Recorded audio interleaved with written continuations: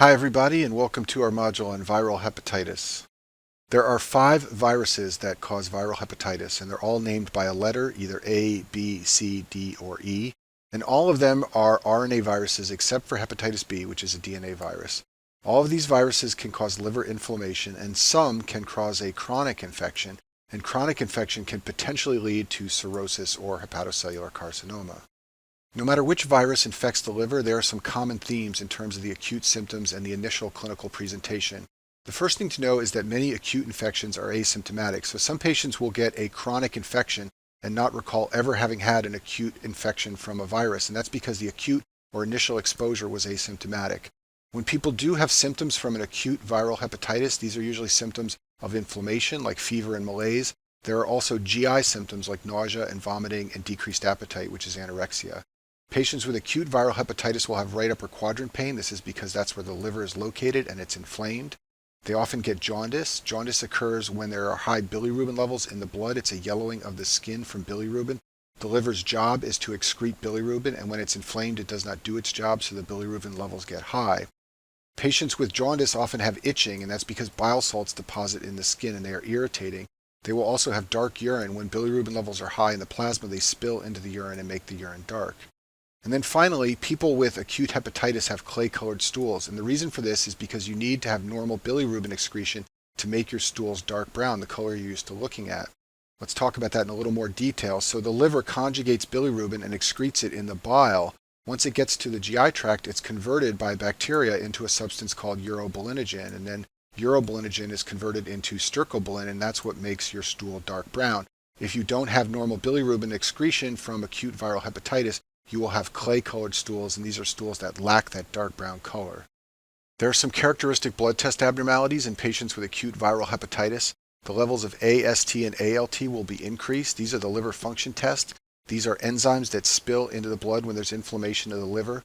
In viral hepatitis, the ALT is usually higher than the AST, and you should contrast this with alcoholic hepatitis. So people that drink alcohol heavily can get an acute hepatitis, but in that setting, the AST gets very high. It's usually much higher than the ALT. In viral hepatitis, the ALT is greater than the AST. The bilirubin level will be elevated in patients with acute viral hepatitis.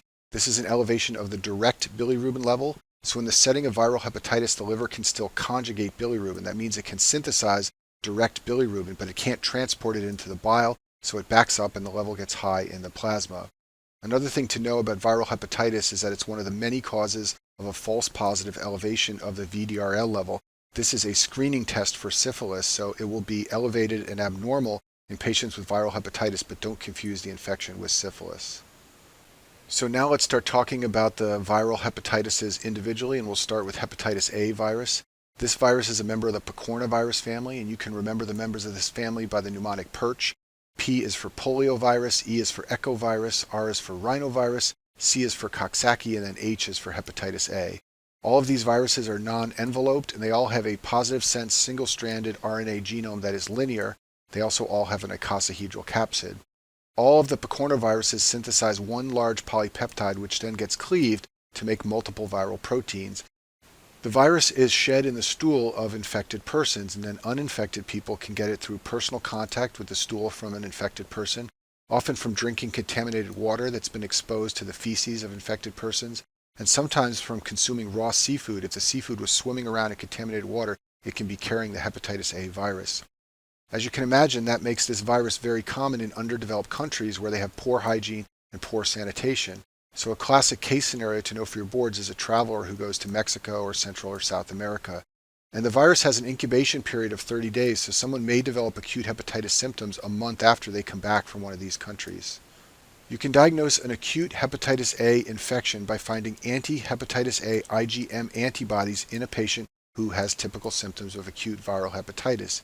You can diagnose a prior exposure or infection by finding evidence of anti-hepatitis A virus IgG antibodies in the serum. This is a self-limited condition. There's usually no specific therapy. Hepatitis A only causes acute disease. There's no chronic infection. And as I said before, like many of the viral hepatitises, this is often an asymptomatic exposure.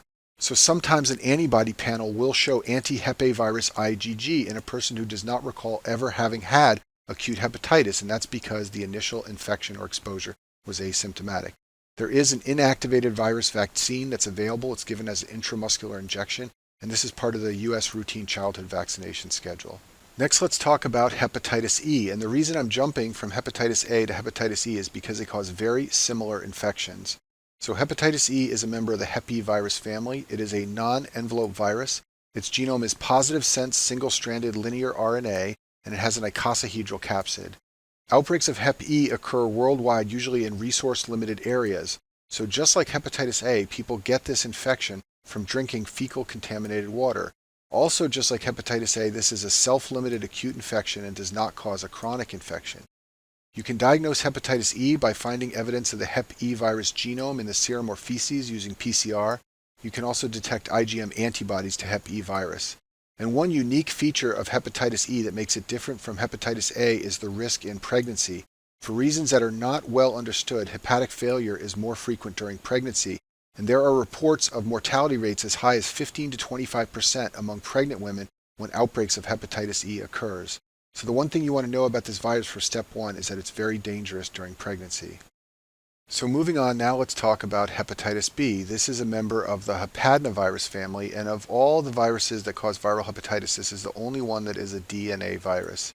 It is an envelope virus with a circular genome, and it has an icosahedral capsid. And hepatitis B has 3 unique properties that you need to know about. The first unique property is that it has partially double-stranded DNA. Some of the genome is single-stranded. The way this genome replicates is it enters hepatocytes and goes to the nucleus. Once it gets into the nucleus, the DNA becomes fully double-stranded. At that point, it will synthesize RNA, and the RNA will go to the cytoplasm. Second unique feature is that this virus utilizes reverse transcriptase. You may think of reverse transcriptase as being an enzyme for HIV, and that's true, but it is also used by hepatitis B. The virus will make RNA and then use reverse transcriptase to convert that RNA into viral DNA, and then this viral DNA will get packaged into the capsid.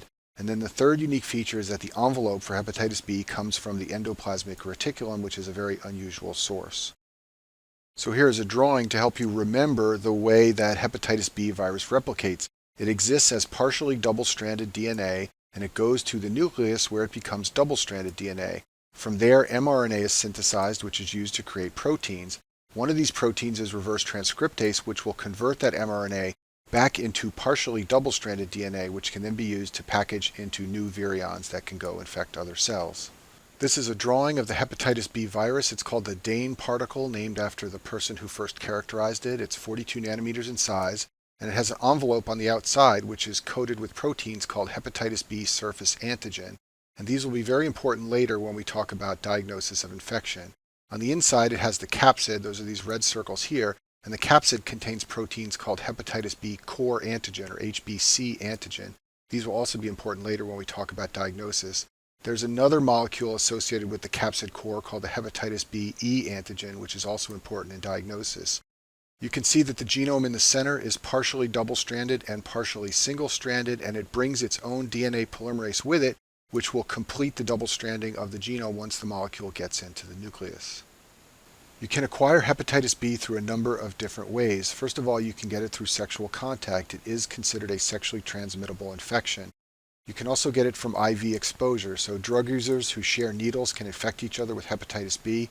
Rarely, a contaminated blood transfusion can cause a hepatitis B infection, and sometimes healthcare workers will have an accidental needle stick that will expose them to hepatitis B. It can also be passed from a pregnant woman to her fetus. This is especially true if the mother gets acute hepatitis B during the 3rd trimester.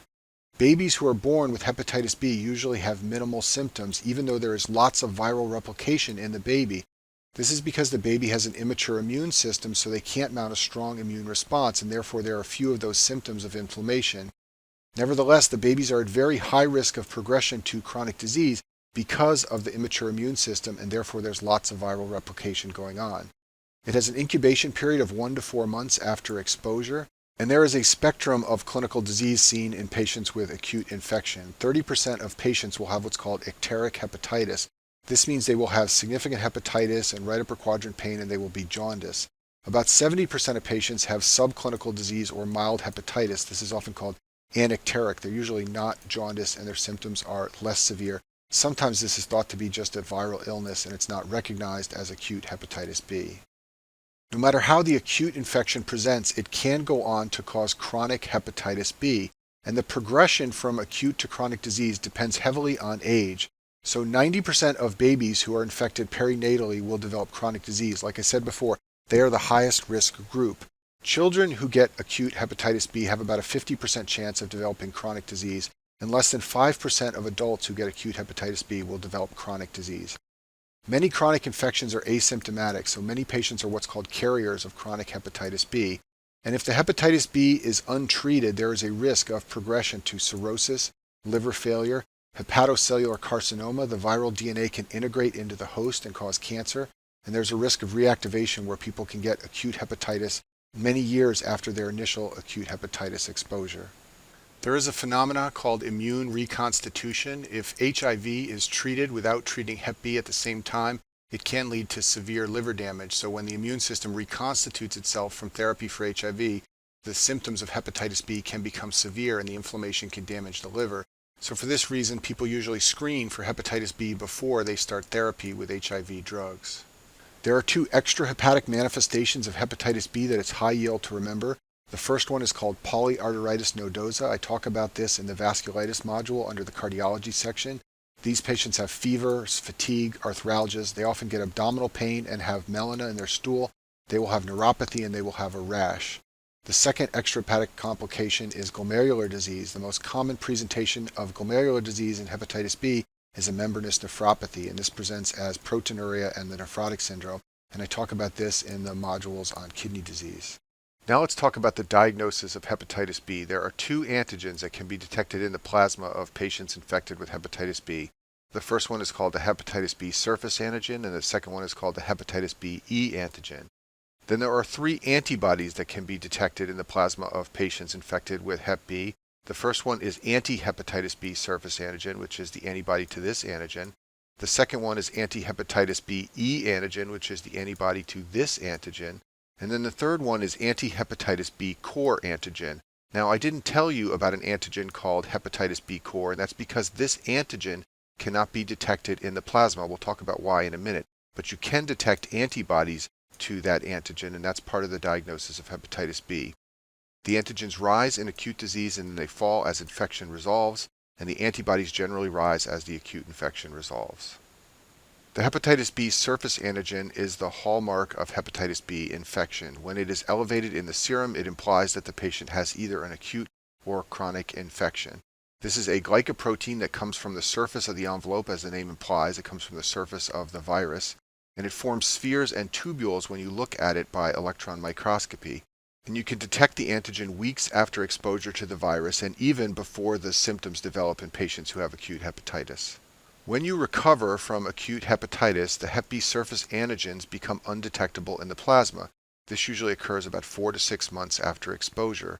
If you convert from acute hepatitis B to a chronic infection, then the surface antigen will persist and be detectable in the blood for more than 6 months. If you've been infected in the past and recovered, or if you've been vaccinated, you will have the presence of antibodies to the surface antigen, but there won't be any antigens detectable, just the antibodies. And in general, when antibodies to the surface antigen rise, the surface antigen levels will start to fall and the infection begins to clear. You should know that the hepatitis B vaccine is a recombinant molecule of the surface antigen. So this is created by using culture techniques to take the genome for the surface antigen and make multiple copies of the protein. So you inject this into people to vaccinate them, and that means that vaccinated individuals will be positive for anti-Hep B surface antigen, but they will not have any presence of the surface antigen itself because they're not infected. They just have antibodies. All the other antibodies to other components of hepatitis B viruses like the core and the E antigen should all be negative because these people were never infected. They just had the protein for the surface antigen injected. Next, let's talk about the hepatitis B core antigen. This is an intracellular antigen. It comes from within hepatocytes that are infected. It's a capsid core protein and it's expressed on the surface of infected hepatocytes. But very importantly, it doesn't get into the plasma and it's not detectable in serum. You can only detect antibodies to the Hep B core antigen. You cannot detect the antigen itself. Anti-Hep B core antigen IgM rises in acute infection, and anti-Hep B core antigen IgG will be elevated in patients who have had a prior exposure or patients who have chronic infection. You need to be familiar with the window period. This is a brief period where the levels of hepatitis B surface antigen have fallen and are undetectable, but the levels of anti-Hep B surface antigen are not yet high enough to be detectable in the serum. This is called the window period, and it can give the false appearance of no infection. During this period, the sole marker of infection is anti-Hep B core antigen, IgM, and that's why that core antigen is so important. Even though we cannot detect the antigen itself, we can detect the antibodies, and they are how you detect infection during the window period. The final hepatitis B antigen is called the E antigen. This is a viral protein that is secreted by infected cells and can be detected in the plasma. It's part of the capsid core, and the most important thing to know about the E antigen is that when it is detectable in the serum, it indicates significant viral replication. Elevated levels of the E antigen correlate very well with levels of hepatitis B virus DNA. So when the E antigen is elevated, it means there is lots of DNA and therefore lots of viruses being produced. This is different from hepatitis B surface antigen. When that is elevated in the plasma, it indicates the presence of the virus, but it doesn't correlate very well with significant replication. If you want to know whether the virus is replicating significantly, you need to look for presence of the E antigen. What this means for patients is that when the E antigen level is detectable, these patients are highly infectious. They are producing lots of virus inside their body. And when patients seroconvert and develop antibodies to the hepatitis B E antigen, this is usually associated with a fall in viral DNA production. You should also know that you can detect the levels of hepatitis B DNA in the plasma. This is detectable with PCR techniques. And the major role for detecting the DNA is for determining a viral load and deciding whether or not patients require treatment with drugs. So this is a classic graph that you can find in many textbooks and board review books, and it's a depiction of the rise and fall of the various serum markers of hepatitis B infection. So let's go through this carefully. Time 0 is when the patient is exposed to the virus, and you can see that about a month passes before anything is detectable in the serum. The first marker that begins to rise is the hepatitis B surface antigen, and note that it begins to rise during the incubation period before the patient has developed symptoms of acute illness. That level will rise and then fall if the patient clears the infection. The next marker to rise at about 2 months or so is hepatitis B E antigen, and then shortly after that you see levels of the hepatitis B core antigen antibody begin to rise. Sometime later, levels of the other antibodies begin to rise. This green line here is the anti-hepatitis B E antigen, and then this line here is the anti-hepatitis B surface antigen. Note that this right here is the window period. During this period, the levels of the hepatitis B surface antigen have fallen and are undetectable, but the levels of antibodies to hepatitis B surface antigen have not yet begun to rise. During this period, the levels of anti-hepatitis B core antigen are very high, and that's why this is the marker of infection during the window period. You may wonder why we don't look for anti-hepatitis B E antigen during the window period, and the reason is because, as you can see from this chart, the titer of that antibody is relatively low, and it is not a reliable marker of infection. The levels of anti-hepatitis B core antigen are much higher, and that's why they are the marker of infection during the window period. Also note that if a patient were to convert to chronic hepatitis B infection, then this red line would just continue out in this manner and would not fall down to the undetectable levels. So an important skill is to be able to interpret these blood tests, so let's go through some examples of that now. In a patient who has acute hepatitis B, they will have an elevated level of the hepatitis B surface antigen, except for during the window period. The IgM anti-hepatitis B core antibodies will be elevated even during the window period. Remember, this is the marker of infectivity during the window period. Hepatitis B E antigen will be elevated, and this will indicate that they are very infective and that they have lots of viral replication going on. And then you can also detect the DNA of the hepatitis B virus by PCR. In someone who has recovered after acute hepatitis, they will have antibodies to the hepatitis B surface antigen, antibodies to the E antigen, and antibodies to the core antigen as well. And these will all be IgG antibodies. They will have undetectable hepatitis B surface antigen. Remember, this is a marker of infection, so if they recover, that should go away. And then, of course, they will have absence of hepatitis B virus DNA.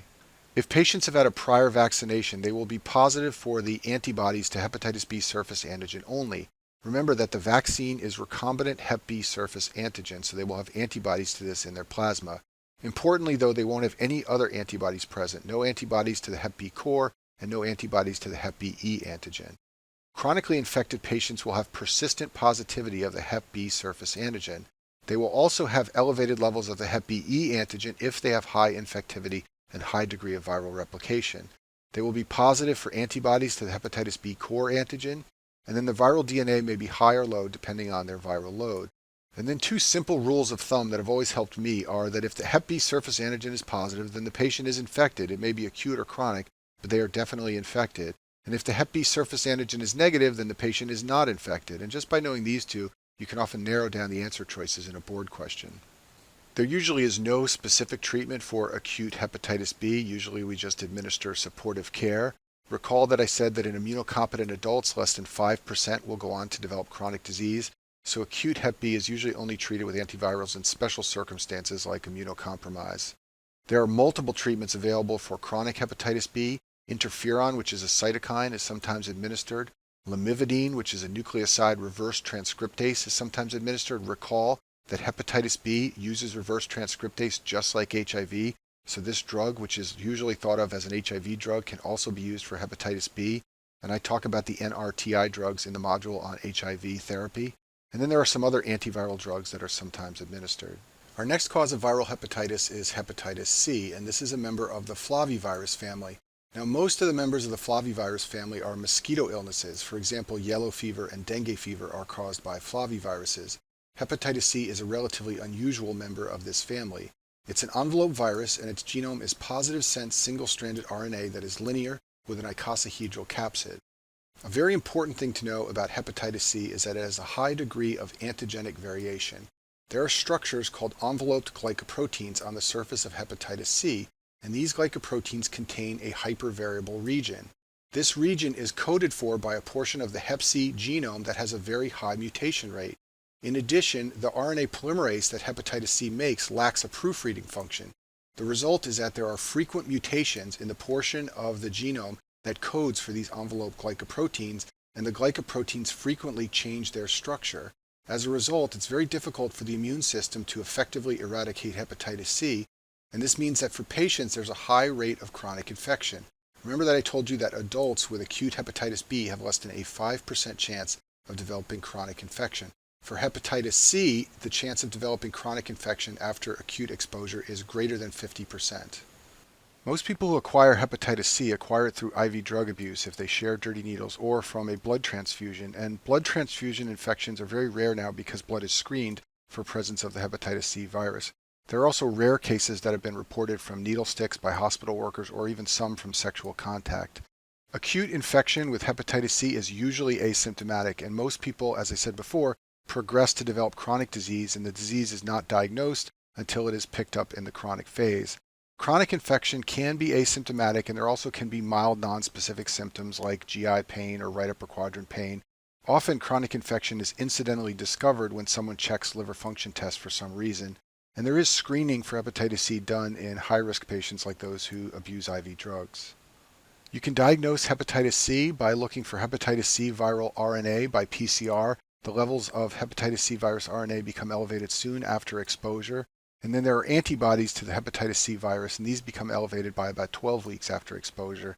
And in people who have chronic disease, which as I said before is common, both of these will be elevated. If you have a chronic infection with hepatitis C, there's a risk of progression to cirrhosis of the liver and liver failure. Hepatitis C is a common indication for a liver transplant. There's also a risk of progression to hepatocellular carcinoma.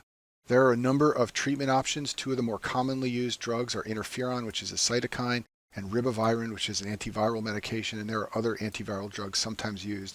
And I talk about both of these treatments in the module on antiviral drugs. Our final cause of viral hepatitis is hepatitis D, which is also called the delta agent. This is a very small virus. It's enveloped. It has a negative sense RNA genome that is circular.